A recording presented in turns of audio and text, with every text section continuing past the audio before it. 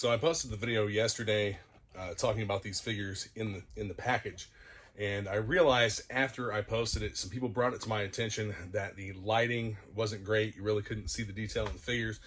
So one of these is going to a friend of mine who wants it shipped loose, and another one is going to another friend who has also said that they will take it loose. I don't collect new loose figures. I keep everything in the package. I have a set of these for myself that are sealed, and I'm happy to pass these along to someone else who can enjoy them loose. So we're going to go ahead and cut the packaging open. I'm going to keep the trays intact, keep the cards intact, and show some more in-depth detail of these figures, their articulation, quality, and go over the sculpts a little bit more. So I'm actually using the light on my phone to give us even more additional lighting.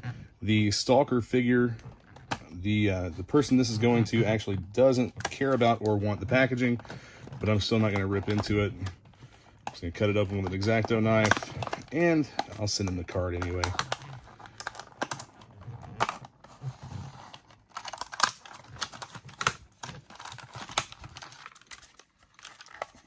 These do have a tray inside their bubble.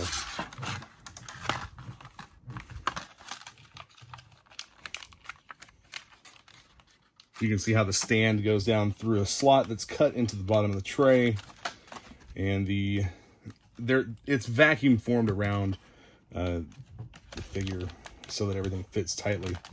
How does this come out? Okay, so this is taped. Lift that tape. This is also something they do with the classified figures. They tape the accessories in so they're not flopping around. And the rifle is also stuck through a hole in the tray bubble there. So here you have the grease gun-esque submachine gun. Solid stock, does not fold. These are actually really soft. So you're not going to break it or anything. That's kind of odd. I hadn't really messed with one of these yet.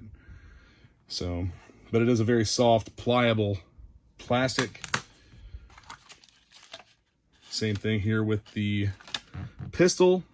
I'm not going to take that out of there. But the knife, it's really cool to see that they've added some paint apps. I guess here, this is the grease gun. Not this. This is based off another actual real-world firearm loosely based on. It's not a copy, but I mean, this is pretty much a grease gun here. So let's get Stalker, Sergeant Stalker. What do they call him on the packaging? Is it Stalker or Sergeant Stalker? Oh, Lonzo Stalker Wilkinson. They have used his actual name there. Pop him out. And again, the figures, I'm not going to mess too much with the articulation because of what happened with the Fang Pilot. I went to bend an elbow and it snapped. Now, this actually, the right elbow, it seems to be still tight, but it's not so tight that it's going to break. Hell with it. We'll mess with it a little bit. So the arm does rotate.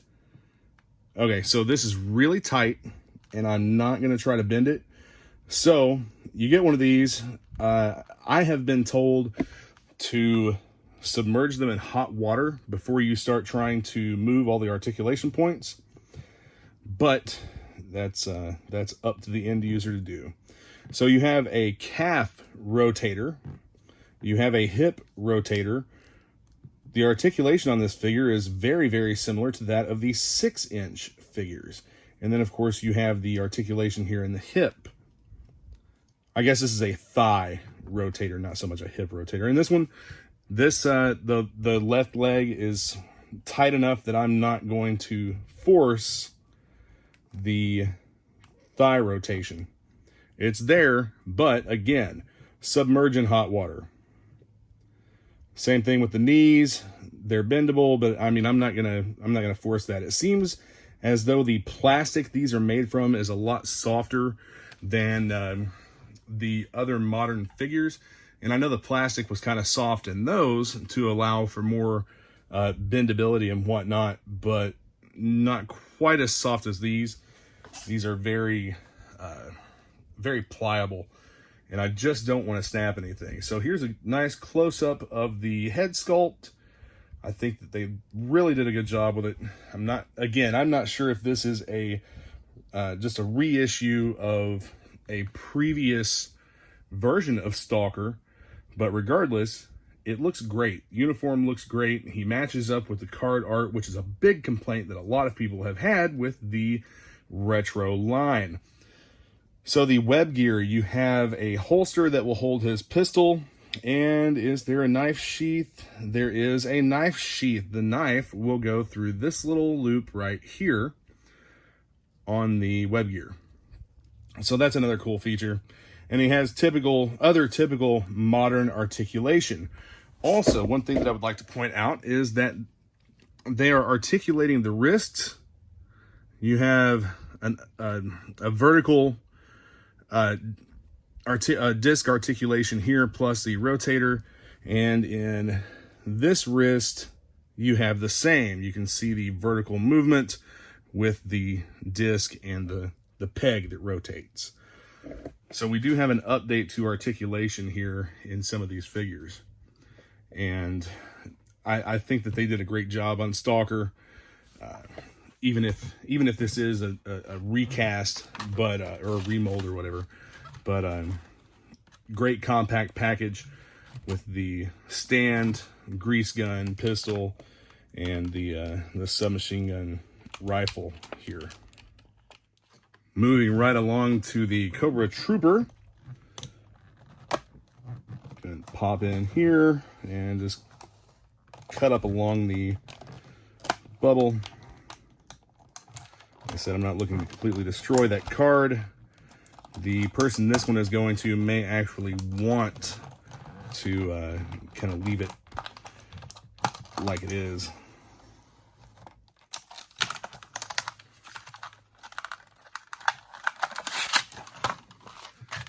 I assume that the articulation and whatnot will be the same on this figure. Let's pop the launcher out. Let's see what kind of plastic it's made out of. It is also a very pliable plastic. You're not going to be breaking off any handles. You're not going to break off the optics or have any kind of problems like that. Again, with this figure, we have a knife with a paint app on the blade. We have a pistol.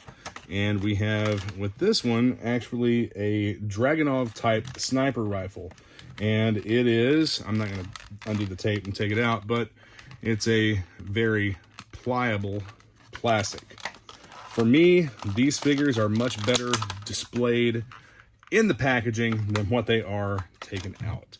So you have the figure stand emblazoned with the Cobra Trooper title, or the typical Cobra Trooper helmet. We'll talk about the figure first, and then we'll get to we'll put the helmet on him and see what that looks like. So you have this is also one thing that I forgot on Stalker. You have the ankle rocker, the ankle articulation here. I'm not going to fully articulate that. Again, I'll leave that to the end user. But you also have the calf rotator, the thigh rotator, regular hip articulation, the double jointed knee, the same articulation in the elbow, pretty tight, not going to force it. Same with this one, very tight, not going to force it. But again, we also have the disc and peg articulation in the hand. That's typically used for positioning the hand to hold the rifles and accessories that the figures come with. Both of them have that same articulation. And you have the web gear. This pistol is molded onto the web gear. I'll give you a close-up of that. That actually looks like a Walther of some type. And you have the loops on the web gear here where the knife will go, and you have a holster that is it appears to be molded as part of the thigh, and the pistol would go in here. There is no place for him to carry the rifle other than in his hands. We have a new head sculpt here, I believe, for this figure. And it is typical modern articulation. I'm sure there's a ball joint inside there. That's what it feels like. And you have full range of motion. And again, with the torso, you have typical modern figure type articulation. And I really dig the figure. I like the updated head sculpt. And I think that it would be awesome if in the retro line, they would offer some variation in the hair color. And it actually, variation in the hair color and skin color would be fantastic.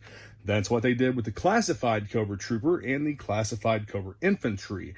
They offered a little bit of variation with the skin tone, and I think that it made for a nice variety to the figures. So hair color and skin tone are things they could probably do to kick this up a notch. But otherwise, I think they did a great job with it. This is a troop builder. Everybody loves troop builders. It's a step up from O-Face Duke.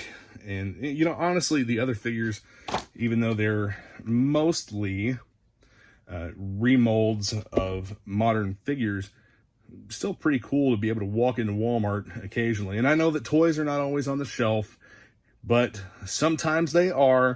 And it's nice to walk into Walmart and actually be able to see carded G.I. Joes hanging on the shelf, and not something that looks like this, with the packaging all being exactly the same. The Retaliation line, great figures, but man, they cheaped out on the packaging, and they're doing the same thing with the Snake Eyes movie figures, the ones that are not adult collectibles, the ones that come on a card. They're cheaping out on the packaging. Back to the Cobra Trooper. Again, this being a throwback to the series exclusive set. Really cool accessory to have included with the figure. And let's see if I can get this to fit in a hand. With the plastic being so pliable, I think I'll be able to. I'll actually do that off camera.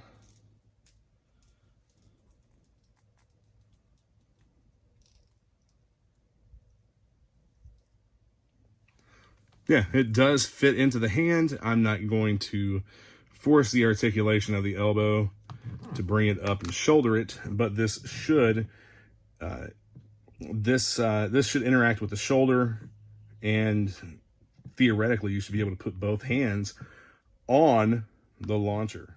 One more accessory that we are going to try out is the helmet.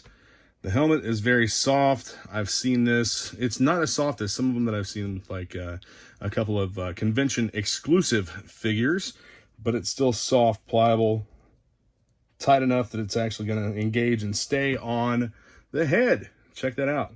Completely covers, well, all but completely covers the hair, and you have your complete Cobra Trooper there. I like the removable helmet. Like, subscribe, comment, interact. Check out the links in the description to order some Action Media Reviews merchandise and to join our online communities on Facebook. We will welcome you with open arms. Engage us in discussion, make some friends, and make some deals so that you can get cool figures like this at retail instead of the jacked up eBay prices. Yes, even Cobra Viper and Major Blood. It's a good thing to help each other out. Yo, Joe.